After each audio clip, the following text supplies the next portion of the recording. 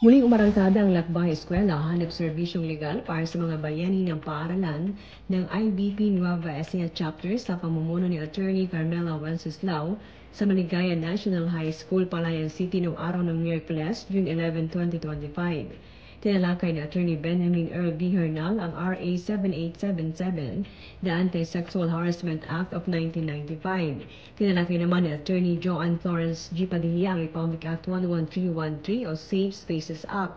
Pagkatapos ng lecture ay isang malayang talakayan ang binigyan daan upang makapagtanong ang mga participants hinggang sa nasabing mga batas upang lalo pa nilang maunawaan. Nagsagawa din ng free legal consultation ng IBP Nueva Ecija, katuwang ang mga law student ng John Wesley Law School and Governance sa pagbibigay ng panig legal sa mga nagsangguni ng kanilang mga personal na pangangailangang legal.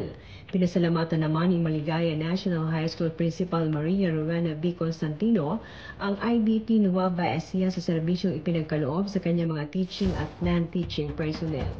We are very lucky and we're very thankful to them, most especially to the President of Integrated Bar of the Philippines, Nueva Ecija Chapter, Attorney Wenceslao, and the team. Maraming salamat po for giving us a very comprehensive, very productive, and substantial, meaningful discussion today.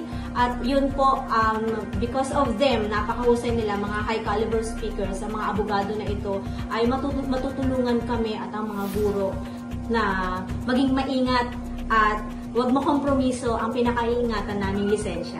Ang Lakbay Eskwela hanap serbisyong legal para sa mga bayani ng paaralan ay naisagawa na rin sa mga sumusunod. Mayapyap National High School, Cabanatuan City, San Jose East Central School, San Jose City, at Bartolome Sanggalang National High School sa Guimba, Nueva Ecija. Para sa Balitang Nueva Ecija, Gina Magsanot nag-uulit para sa DWI Radyo, ang inyong kakampi.